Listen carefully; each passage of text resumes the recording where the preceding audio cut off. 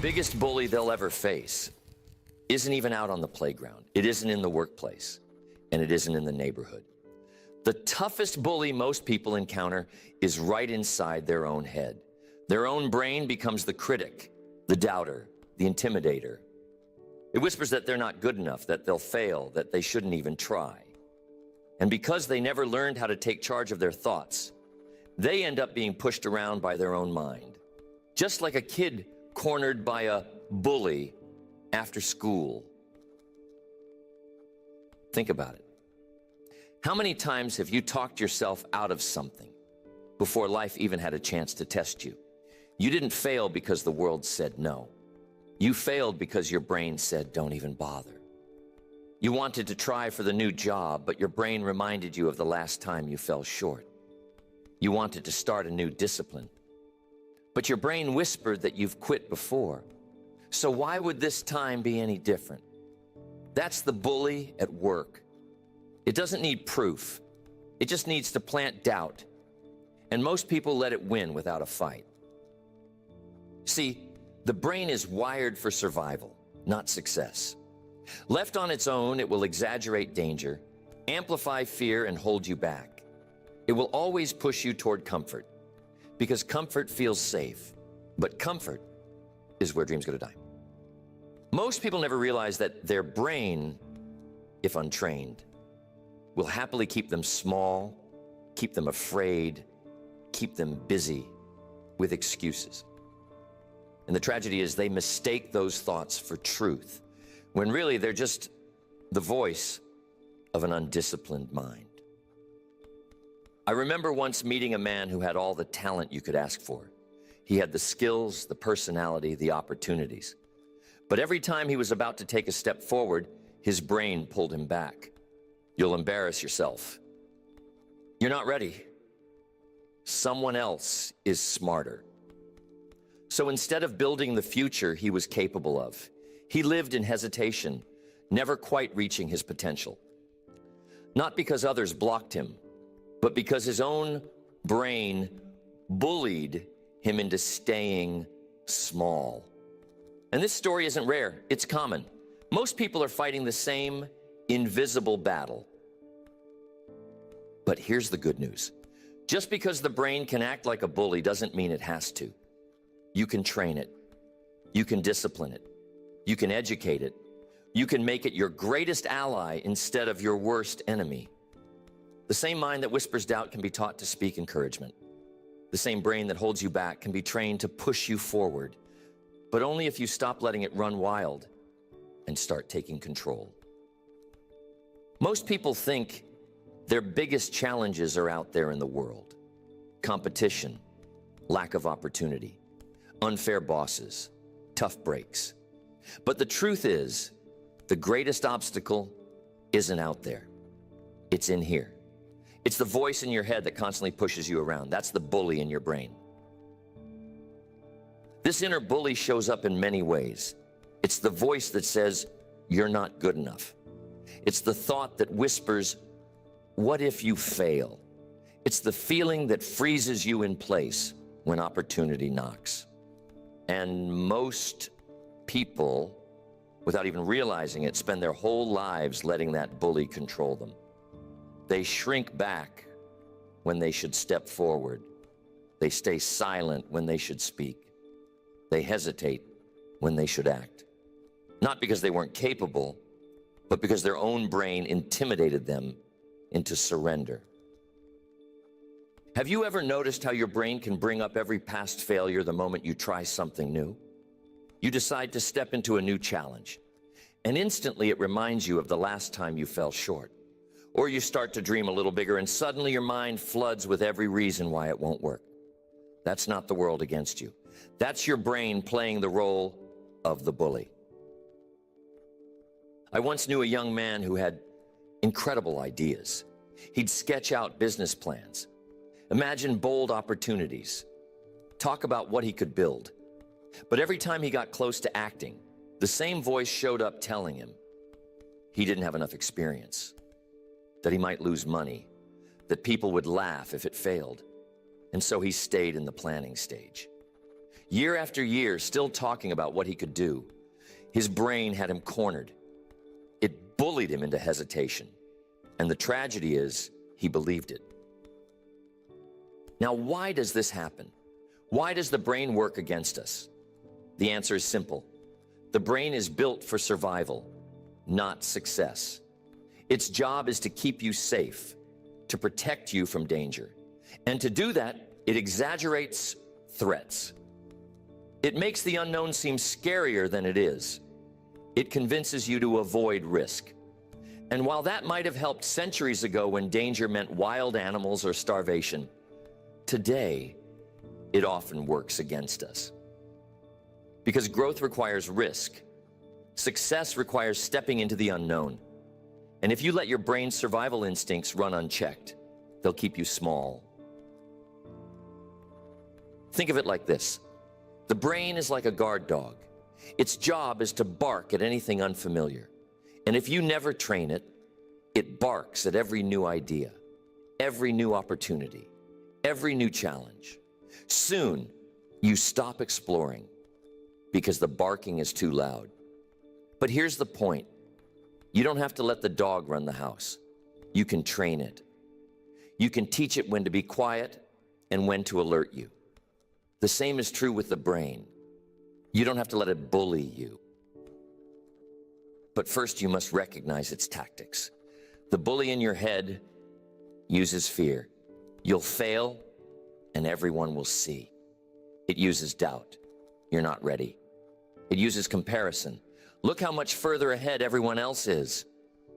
It uses delay. Tomorrow would be a better time to start. And if you don't call it out, those whispers become your reality. You'll find yourself obeying the bully without ever realizing you had a choice. The sad truth is, most people live their whole lives this way. They stay in jobs they hate because their brain convinces them it's too risky to leave. They avoid new relationships because their brain reminds them of every heartbreak. They bury their dreams because their brain bullies them into believing they're not capable. They never run out of potential. They just run out of courage to face the bully. And here's something important to understand. The bully in your head doesn't always shout. Sometimes it whispers. Sometimes it sounds reasonable. It tells you to be practical, to play it safe, to wait for the right time. And because it sounds calm and logical, you believe it. But deep down, you know it's just fear wearing a disguise. So the first step to overcoming this inner bully is awareness. You have to catch it in the act. You have to start noticing when those thoughts come up, when that voice tries to intimidate you. Once you see it for what it is, you can begin to resist it. You can remind yourself that it's not truth. It's just your brain trying to keep you comfortable. And that awareness alone starts to weaken the bully's power. Next. The next step is to understand its tricks, how the brain deceives you into believing things that aren't true, and how it keeps you from stepping into the life you're capable of. Because see, the brain is clever. It doesn't always stop you directly. It tricks you. It convinces you to delay, to play it safe, to second guess yourself until the moment passes. And most people never realize they've been tricked. They think it's just them being cautious or practical or reasonable. But in reality, it's the bully brain using old tactics to keep them stuck. One of the brain's favorite tricks is fear of failure. You get an idea, a vision, a goal, and the brain immediately flashes the worst-case scenario. What if it doesn't work? What if you lose money? What if you embarrass yourself? And because the brain can imagine failure so vividly, people accept it as if it already happened.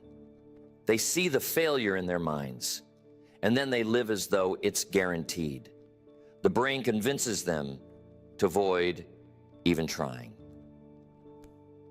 Another trick is the comfort zone. The brain loves what is familiar. Familiar feels safe, even if it isn't good for you. So when you try to stretch, to grow, to move into something new, the brain pulls you back. Stay where you are. Don't rock the boat. It's too uncomfortable out there. And many people listen. They stay in jobs they hate, relationships that don't work, habits that slowly destroy them, because the brain convinced them that comfort was safer than growth. Then there's procrastination. The brain whispers that tomorrow will be better. You'll be ready next week. You'll start when the timing is right. And people believe it. They wait, and they wait, and they wait, never realizing the brain isn't protecting them, it's robbing them. Because the truth is, there is no perfect time. Tomorrow is just another excuse that becomes another month, another year, another decade. And the bully brain smiles because procrastination has kept them stuck. Comparison is another trick. The brain loves to remind you how far behind you are. You look at someone else's success, and your brain insists you'll never catch up, so why even try? It highlights their victories and your shortcomings, making the gap look impossible to cross. And instead of being inspired, you're paralyzed. Comparison convinces you that effort is useless. And then there's the trick of chasing approval. The brain warns about what people will think, whether they'll like it, whether they'll laugh. And so instead of acting on what matters, you spend your energy pleasing everyone else. You abandon your dreams for the safety of applause, even if that applause never comes. That's the brain using your own desire for acceptance as a leash. Here's what's happening underneath it all. The brain replays old experiences and programs them as truth. You failed once, so the brain tells you you'll always fail. You were embarrassed once, so the brain reminds you to avoid risk forever. Someone criticized you years ago and the brain still echoes their voice. Left untrained, the brain keeps looping the past into the present, convincing you that nothing can change. But here's the principle. You don't have to keep running on those old programs. If you don't give your brain new instructions, yes, it will keep repeating the old ones. It will keep playing the tapes of doubt and fear. But if you start feeding it new input, new knowledge, new perspectives, new disciplines, you begin to rewrite the program. The bully loses its grip when you start retraining your mind.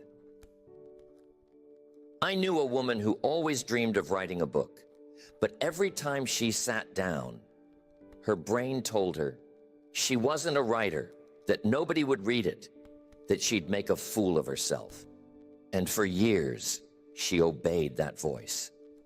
But then she started studying, journaling, practicing little by little. She filled her mind with positive voices, people who reminded her that writing is a skill, not a title. Slowly, the bully lost power, and one day she finished the book. The very thing her brain said was impossible became her greatest accomplishment. That's the power of new instructions. The tricks of the brain are powerful, but they're not unbeatable. Once you see the pattern, fear, comfort, delay, comparison, approval, you can begin to catch it. You can remind yourself that it's not truth. It's just the bully again. And that moment of awareness opens the door to change, because the brain is not fixed. It can be educated, it can be trained, it can be disciplined, and that's the next step. You got to learn how to educate the mind, how to feed it with the right thoughts, the right voices, the right disciplines, so it works for you instead of against you. The mind is powerful, but it's also impressionable. Left alone, it will replay the same old fears and habits. But when you feed it the right input, it changes. Just like a garden, if you don't plant flowers, weeds will grow automatically. And most people's brains are full of weeds. Not because they planted them, but because they never planted anything better. That's why educating the mind is so important. Think of the brain like a computer. It runs on programs. Whatever program you feed it, it runs, good or bad. If you keep feeding it fear, doubt, negativity, that's the program it will run. But if you feed it knowledge, wisdom, encouragement, and goals, then that becomes the program. And the results are completely different. One of the best ways to educate the mind is through reading. Every book is decades of someone else's experiences, mistakes, lessons, and wisdom, condensed into a few hours for you to absorb. Reading is leverage. You can live 1,000 lives through the pages of books. You can avoid mistakes that would take you years to learn on your own. You can borrow wisdom from those who've already walked the path. That's how you train the brain to think differently. Another tool is journaling. Writing your thoughts forces clarity. The act of putting words on paper gives your brain clear instructions. Instead of letting thoughts swirl endlessly, journaling pins them down, organizes them, and gives you control. It's how you catch the bully in the act. When you see your own doubts written on paper, they lose some of their power. They look smaller, less intimidating. Journaling teaches the brain to listen to direction instead of running wild. Then there's the discipline of writing goals. A goal is a command to the brain. It declares what matters and what you're working toward. Without goals, the brain just reacts to whatever shows up. But with goals, it has a target. It knows what to look for. And the mind is remarkable at finding what it's instructed to find. If you give it clear goals, it will filter out distractions and focus on opportunities. That's education in action. Gratitude is another discipline that reprograms the brain. Left unchecked, the brain fixates on scarcity, on what's missing, on what could go wrong. But gratitude trains it to see abundance, to notice what's right, to find opportunities even in setbacks. A daily habit of gratitude rewires the mind. It turns fear into faith, complaint into contentment, hesitation into courage. And over time, it silences the bully voice that says, "Nothing's ever enough." I remember Mr. Schoaf telling me, "It's not what happens to you, it's what you do about it." That simple idea is the foundation of educating the mind. Because life will happen, problems will come, circumstances won't always be fair. But if your brain has been trained, educated to respond instead of react, you stay in control. The uneducated mind reacts emotionally, impulsively. The educated mind responds wisely, effectively. And that difference changes everything. Think of the people you admire most. They aren't people who never had problems. They're people who trained their minds to rise above problems. They fed their brains good input every day. So when challenges came, they didn't crumble. They didn't let the bully take over. They responded with strength. That's the result of consistent education. But here's the catch. Education alone isn't enough. Feeding your mind new input is vital, but if you don't discipline it, the brain will slip back into old habits. Knowledge without discipline is like seed without water. It never grows. That's why the next step is so crucial. Once you've educated the mind, you must discipline it. You must train it to obey, to follow through, to act in line with what you know is right. Otherwise, the bully will sneak back in. And that brings us to the next step. Learning discipline over emotion. How to make the brain serve you instead of react against you. How to build the strength to respond calmly and wisely, even when the bully tries to provoke you.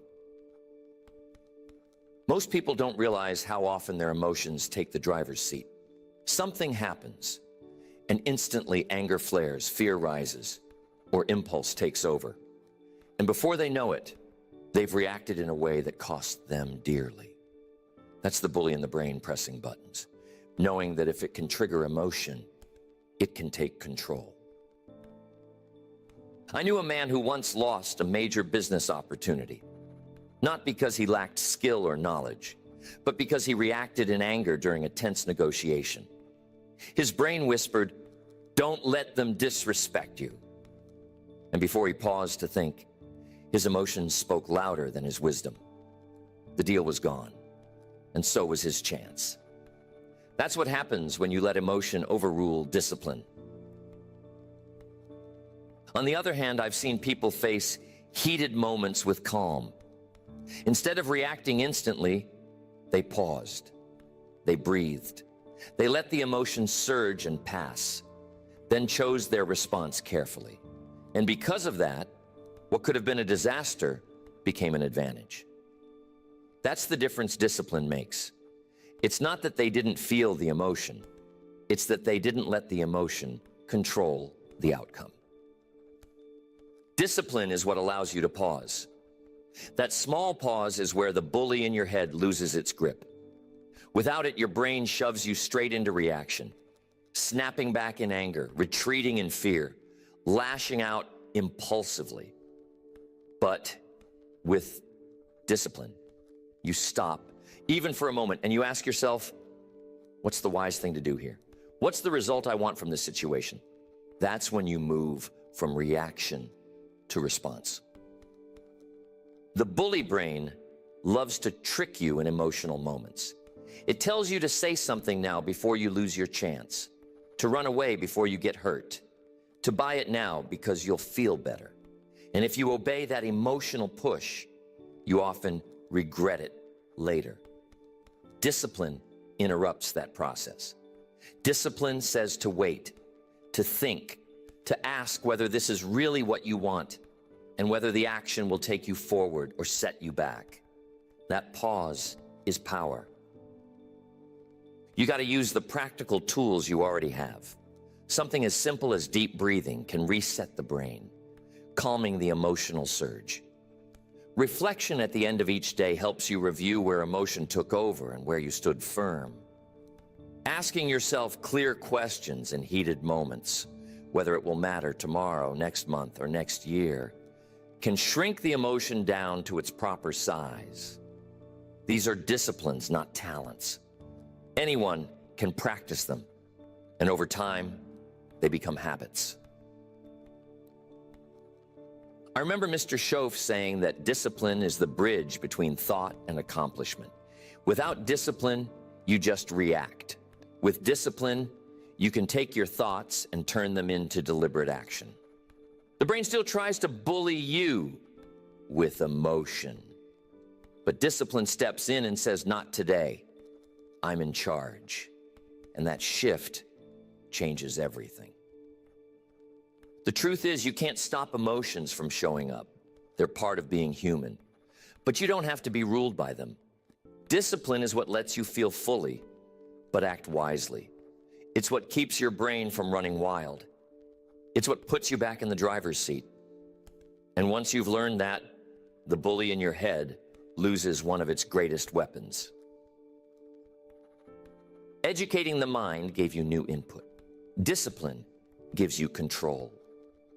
Now, the final step is to make the brain not just controlled, but useful. To take the same mind that once bullied you and turn it into your greatest servant, your greatest ally. Once you've educated the mind and trained it with discipline, the final step is to make it serve you.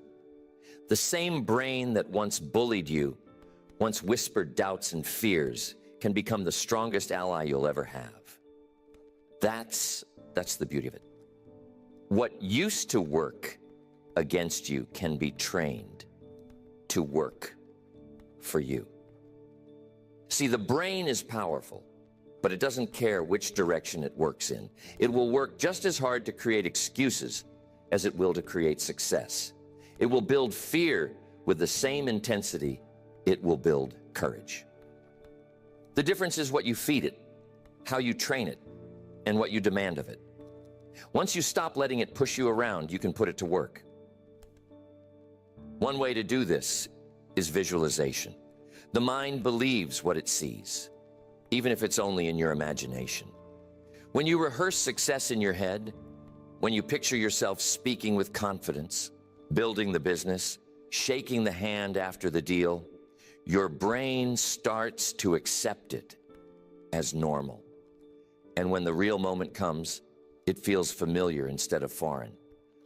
That's the power of mental rehearsal. The same brain that once replayed every failure can now replay victories until they feel natural. Another way is through affirmations and standards, not fluffy slogans, but clear, strong declarations of who you are and what you demand of yourself. When you remind yourself daily that you are disciplined, that you follow through, that you keep commitments, the brain takes note. Over time, it begins to act in line with those standards. Remember, the brain is always listening. If you feed it discouragement, it accepts that as true. But if you feed it standards of strength, it rises to meet them. Your environment is training your brain, whether you realize it or not. What you read, what you listen to, who you spend time with, all of it is input. If you surround yourself with negativity, gossip, and doubt, your brain absorbs that and runs with it. But if you fill your environment with encouragement, wisdom, and people who expect the best from you, your brain starts working in that direction. The bully becomes the coach when you surround it with the right voices. I knew a man who used to live in hesitation. Every decision was overthinking. Every opportunity was second-guessed. But then he made a change. He started feeding his brain with books, positive associations, strong routines. He practiced visualization. He set clear standards for himself. And slowly, his brain shifted. Instead of bullying him into hesitation, it began nudging him forward. The same mind that once held him back became the mind that pushed him ahead. That's the transformation that's possible. And here's the truth. Your brain will always be working. The only question is, working for you or against you? If you leave it untrained, it bullies you with fear and doubt. If you educate it, discipline it, and give it direction, it becomes your ally. It becomes the engine that drives you forward. And once you've made that shift, life changes dramatically. So remember, the brain is not your enemy. It only feels like a bully when you let it run wild. Train it, and it becomes your greatest servant. Educate it with knowledge, discipline it with habits, direct it with goals and standards. Surround it with the right environment, and soon, instead of being pushed around by your thoughts, you'll be lifted by them. That's when the brain stops being the bully and starts being the coach. Most people spend their whole lives at the mercy of their own thoughts. They never realize that the loudest critic, the toughest enemy, and the most persistent bully they'll ever face is not out in the world. It's in their own head. And because they never take charge, they go through life being pushed around by fear, hesitation, and doubt, but it doesn't have to be that way. Now, it all comes down to this simple truth. If you don't run your brain, it will run you. And if it runs you, it will run you in circles. It will run you into hesitation. It will run you into regret. But if you take charge, if you train it, if you discipline it, then your brain becomes the greatest partner in your success. It pushes you forward instead of holding you back. It works for you instead of against you. So here's the challenge. Stop letting your thoughts push you around. Don't let the bully win another day. Decide right now to educate your mind, to discipline it, to give it clear instructions. Begin feeding it with the right input. Begin practicing the small disciplines. Begin training it to respond with strength instead of reacting with fear. And watch how quickly the voice of doubt fades and the voice of courage grows stronger. Remember, most people are bullied by their own brain. But you don't have to be most people. You can take charge.